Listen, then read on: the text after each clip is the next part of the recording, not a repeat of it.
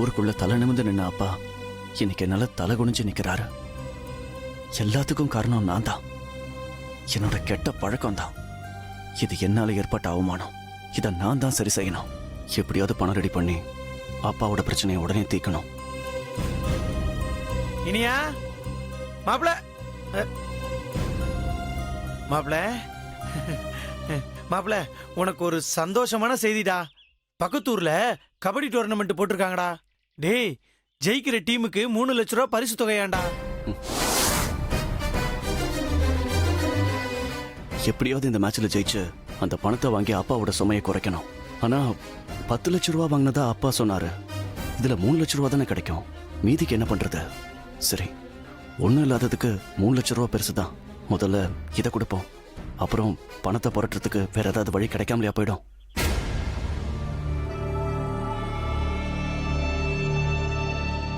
என்னாச்சு மாப்பிள, ஏதோ யோசனையாவே இருக்க?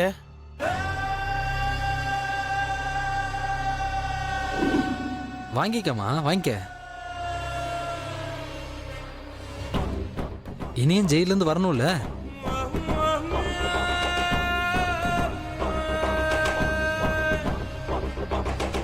என்னம்மா, நான் உனக்கு உதவி செஞ்ச மாதிரி எனக்கு ஏதாச்சும் ஒன்னா நீ உதவி பண்ண மாட்டியா?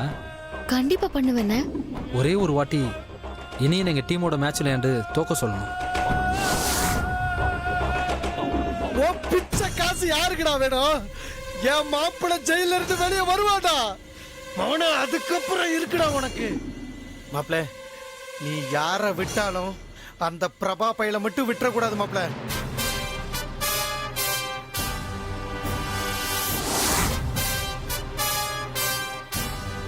அந்த டீமை நீ போடுற போடல அவங்க இந்த ஜென்மத்துக்கே கபடி பக்கம் தலை வச்சு படுக்க கூடாது மாப்பிள்ள. வச்சு நல்லா வாங்கி விட்டுறணும் மாப்பிள்ள.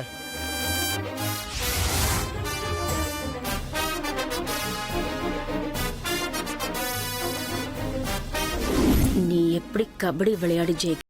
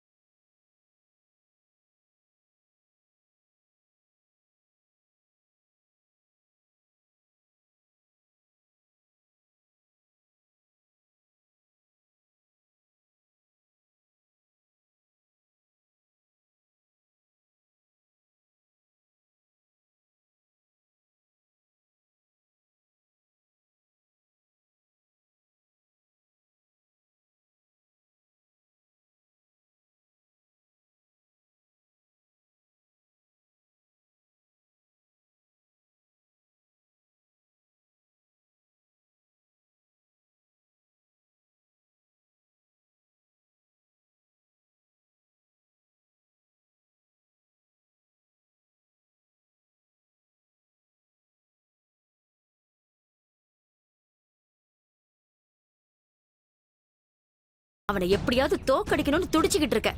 உன் ஆசை நிறைவேற நேரம் நெருங்கிடுச்சு தம்பி. நீங்க சொல்றத கேட்க நல்லாதாமா இருக்கு. ஆனா இனியனை தோக்கடிக்கிறது அவ்வளவு ஈஸியான விஷயம் இல்ல. எனக்கு அது தெரியும் தம்பி. அதுக்கான திட்டத்தோட தான் நான் உன்னை பார்க்க வந்திருக்கேன். எனக்கு இனியனையும் அவன் டீமையும் தோக்கடிக்கணும். அதுக்காக நான் என்ன வேணாலும் செய்வேன். சொல்லுங்க, நான் என்ன செய்யணும்? சரி, சொல்றேன்.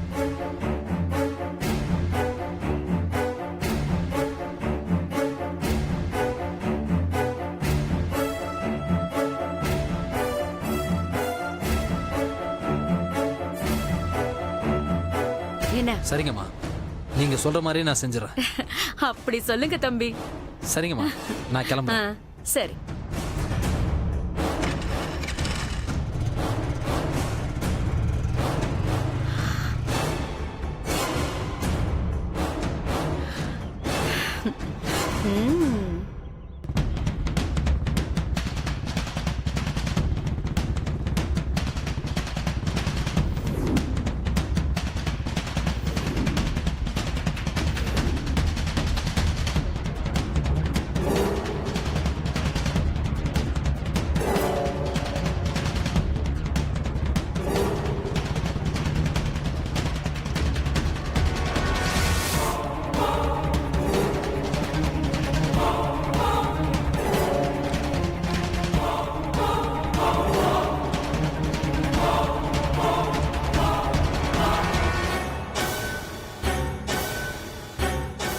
நான் உன் கூட கொஞ்சம் பேசணும்.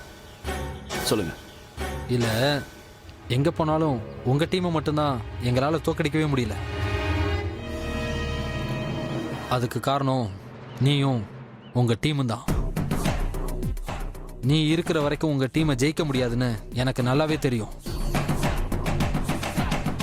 நீ இல்லைனா உங்கள் டீமை நான் ஈஸியாக வின் பண்ணிடுவேன். எனக்கு எப்படியாவது உன் டீமை வின் பண்ணணும், அது மட்டும்தான் என் லட்சியம். நான் வேணா உனக்கு ஒரு 2 லட்ச ரூபா பணம் தரேன். அதை வாங்கிட்டு கபடி மேட்சில் நீ கலந்துக்காம இரு, அது போதும். என்ன காசு கொடுத்து விலைக்கு வாங்கலான்னு பாக்குறியா? அதை வேற யார்கிட்டயாவது வச்சுக்க. இனியா, நீ இப்ப பண பிரச்சனையில் இருக்கன்னு எனக்கு நல்லாவே தெரியும். கொஞ்சம் கோவப்படாம யோசனை பண்ணி பாரு. நீ போட்டியில கலந்துக்கிட்டு கப் அடிச்சா கூட வெறும் 50,000 ரூபா தான் கிடைக்கும். அதுவும் முழுசா உன் கைக்கு வராது. ஆனா நான் முழுசா உனக்கு 2 லட்ச ரூபா தரேன். அது பத்தலைன்னா சொல்லு, இதை விட இன்னும் கொஞ்சம் மேலே போட்டு 4 லட்ச ரூபா தரேன். 8 லட்சம்? சரி, உனக்கு வேணாம் எனக்கு வேணாம், ஃபைனலா 10 லட்ச ரூபா தரேன்.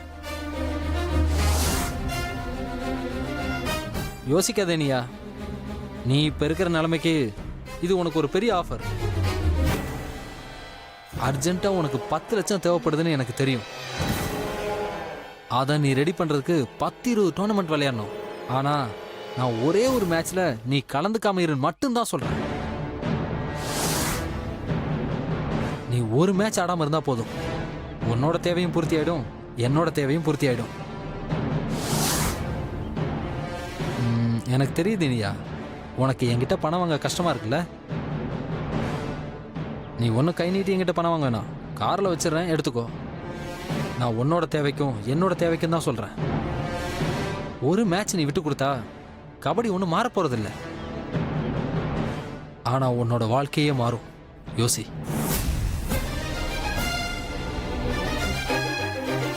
நீ இந்த மேட்ச் ஆட மாட்டேன்னு நம்புகிறேன்.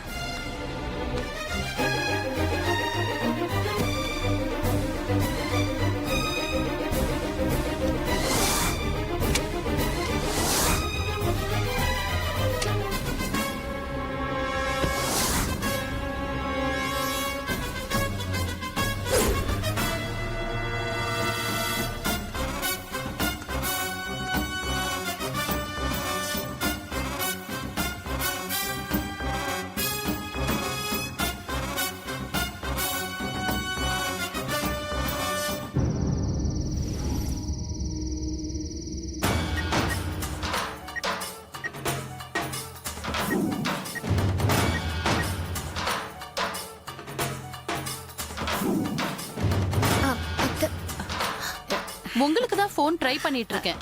என்னாச்சு? இனிய பணம் வாங்கிக்கிட்டு மேட்ச்ல இருந்து விலகிக்கிறேன்னு ஒத்துக்கிட்டான்.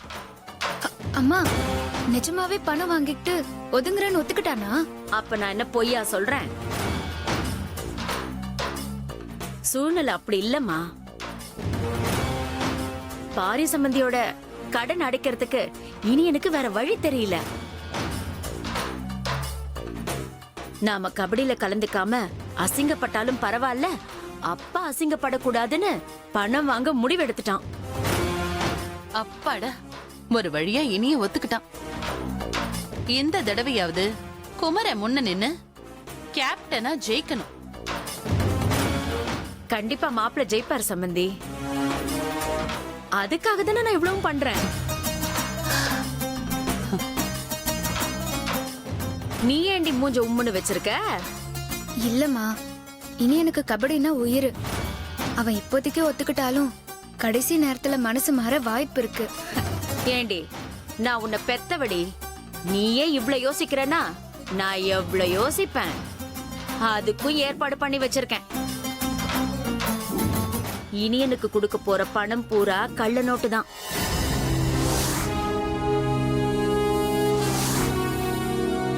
அவன் அத கையில வாங்கினதுமே போலீஸ்க்கு போட்டு கொடுத்து இனி என்ன உள்ள தூக்கிட வேண்டியதுதான்.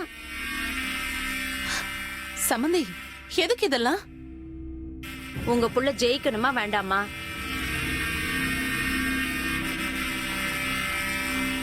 கப்ப கையில வாங்கி பெருமையா போட்டோவுக்கு போஸ் கொடுக்கணுமா வேண்டாமா? வேணும் தான். அத்தை, இனிய வெளியே இருந்தா அது நடக்காது. அம்மா சொல்ற மாதிரி இனியனை போலீஸ்ல மாட்டி விட்டாதான் நம்மளால ஜெயிக்க முடியும். அதுவும் போக அப்பதான் அந்த ராசாத்தி நம்மளோட வழிக்கு வருவா. அத்தை, ராசாத்திக்கு இனிய வெளியே வந்ததுல இருந்து திமிரு கூடிடுச்சு. உங்களை மதிக்கவே மாட்டேங்கிறா. அவளை உங்க கால்ல விழ வைக்கணும். அதுக்கு இதுதான் ஒரே வழி. ஆமா, நீங்க சொல்றதும் சரிதான். அப்படியே பண்ணிடுங்க. இனிய மறுபடியும் உள்ள போனாதான் அந்த ராசாத்தியோட கொட்டம் அடங்கும்.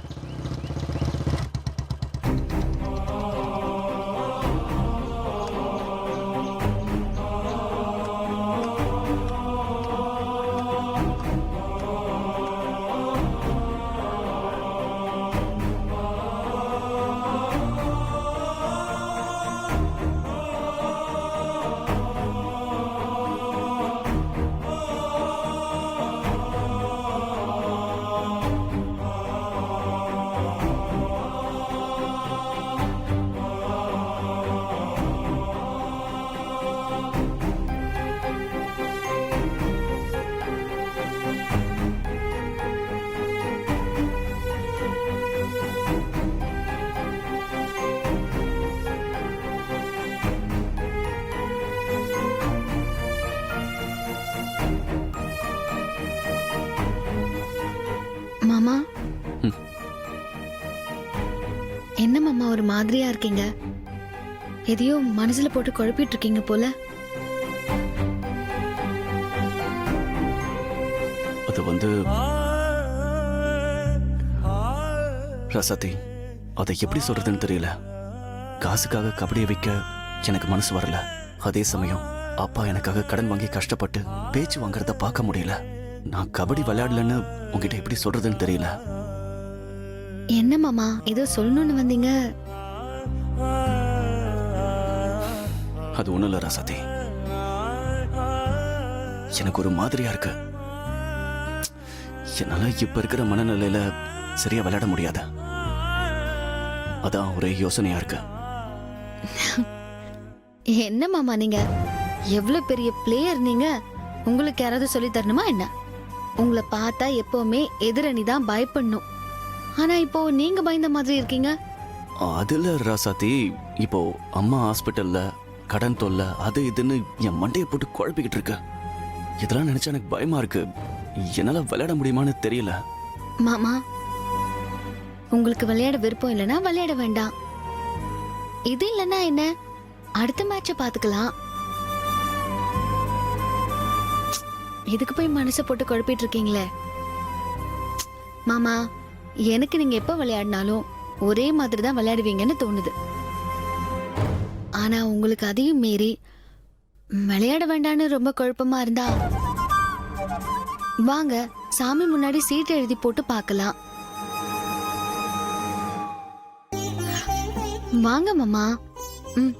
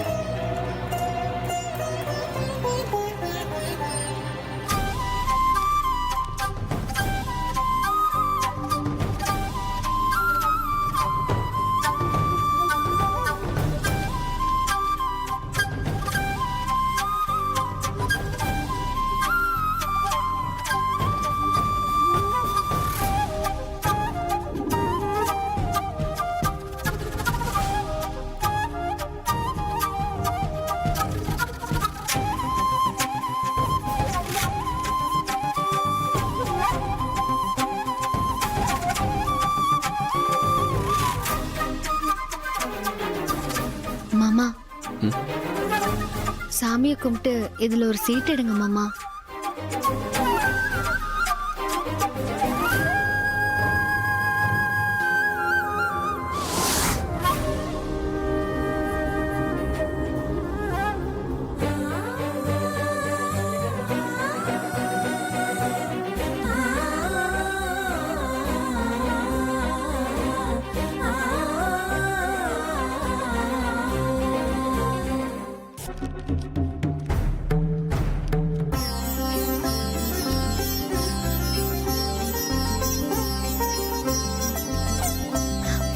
பாத்தீங்களா மாமா, சாமியே நீங்க விளையாடலான்னு சொல்லிடுச்சு. கவலையை விடுங்க, நீங்க விளையாடுறீங்க, ஜெயிக்கிறீங்க.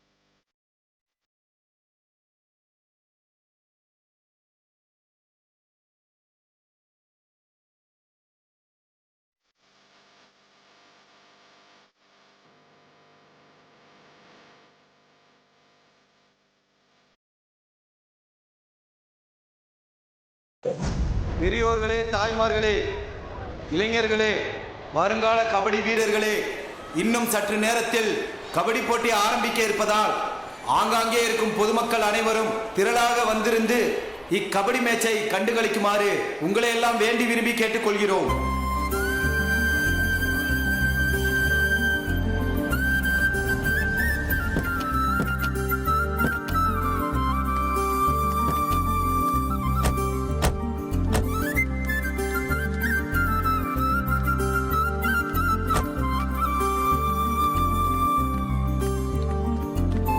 சார்பாக நேசமணி ஐயா அவர்களையும் வாரிவேந்தன் ஐயா அவர்களையும் இந்த மேடைக்கு வருக வருகவென அன்புடன் அழைக்கிறோம். வாங்க வாங்க பாரி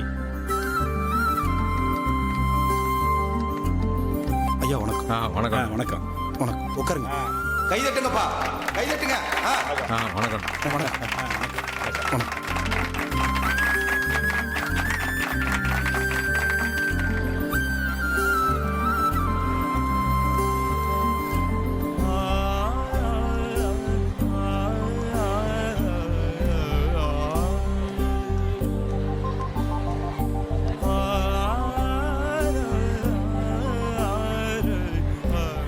இப்பொழுது 7 ஸ்டார் அணியும் கோல்டு கப் அணியும் 2 அணிகளாக மோதப் போகிறார்கள். ஆங்காங்கே இருக்கும் பொதுமக்கள் அனைவரும், கபடி போட்டியை காண வந்த அனைத்து ரசிக பொதுமக்களும் திரளாக வந்திருந்து விழாவை சிறப்பித்து தரும்படி உங்களை எல்லாம் அன்புடன் கேட்டுக்கொள்கிறோம். 2 அணிகளும் கபடி களத்திற்கு வரும்படி உங்களை எல்லாம் வேண்டி விரும்பி கேட்டுக்கொள்கிறோம். வாங்கப்பா, சீக்கிரம் வாங்கப்பா. இப்பொழுது கோல்டு கப் அணி வந்து கொண்டிருக்கிறது. வாங்கப்பா, கைதட்டுங்கப்பா. கைதட்டுங்க.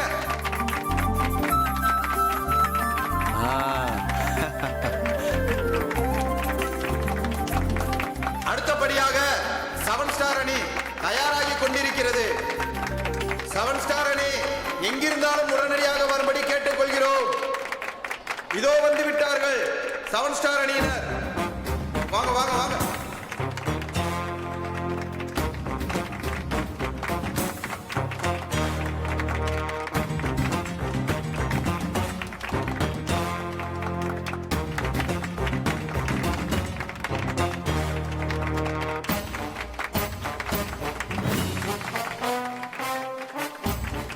எங்க மாமாவை காணோம்?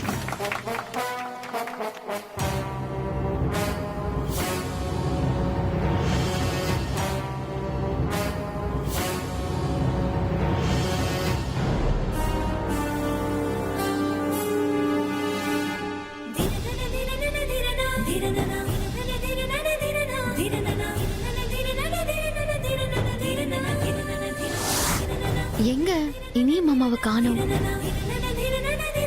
na na na